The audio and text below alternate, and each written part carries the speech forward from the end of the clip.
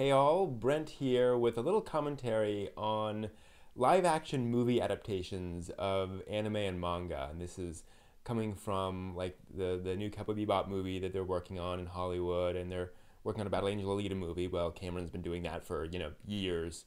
But there's some more interest in doing that. And of course we had the Speed Racer movie and other stuff. And I'm just really kind of weirded out by how many fans get really worked up when these ideas come up, and you see them in the comments on these things where they're like, it has got to be good, it's got to be perfect. And I don't get why people feel like if the movie adaptation isn't fantastic, that's going to be a huge disappointment to them. I mean, really think about the track record of Hollywood adaptations of things. Not a very good track record. Do people really think or assume that Hollywood's going to do a good job of it? And if they figure Hollywood's going to do a bad job of it, why get so worked up over it? And here's what I really don't get. I mean, people will talk about how they watched some live action Hollywood version of something and it ruined it for me. That just ruined the entire franchise. I can't go back and watch it anymore. How does that work? How can you possibly get so disappointed by a completely separate adaptation that it somehow affects your affection for the original work?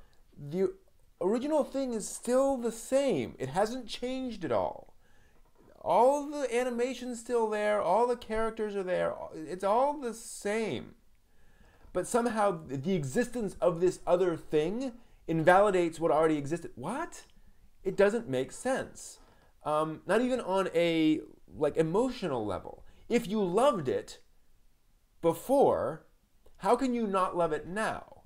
That's what I really don't get.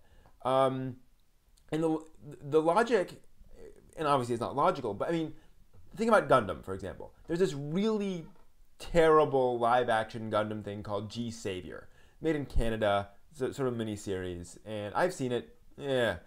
Does this mean that no one can ever enjoy Gundam? Because if they ever watch G-Savior, that would just ruin all of Gundam for them? That's the only way I can think of how this sort of logic works. I mean, if you love a thing, the existence or the creation of a poor adaptation of it shouldn't affect your love of the thing. If it does, you're not really a fan. And I'm really disappointed with fans who get so worked up over these movies and how they have to be perfect, whatever that means, and how much emotional investment they have in a freaking Hollywood movie. Does anyone really think that Hollywood movies are some big badge of status anymore? I really think this is where people are coming from, that they think that somehow having a big Hollywood movie validates their love of this thing. Now it's a Hollywood movie, people are going to think something differently about it. Again, if having a Hollywood adaptation of your work somehow validates your thing, you're not a fan either. Hollywood movies, everyone knows Hollywood adaptations of things generally stink. We're used to that. Society's used to that. We know that these things are normally bad. So why do people get freaked out when they see there's going to be a live action version of this? If it's not good, oh no. So what? What's the big deal? And that's really what I don't understand. What is the big deal? What are people getting emotionally invested in about this? Beyond wanting quality. And I want to point out here, I am totally for holding the creators' feet to the fire, or the live action creators' feet to the fire, for creating a good product. I don't want the live action Bebop movie to look like a cheap Flash Gordon set.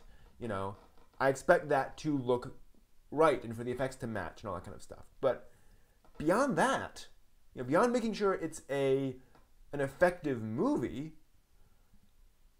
why all the Sturm und Drang over having it be excellent, or else, it tarnishes the franchise. Cowboy Bebop will still be Cowboy Bebop. The existence of a cheesy version or not. That's my opinion. What do you all think?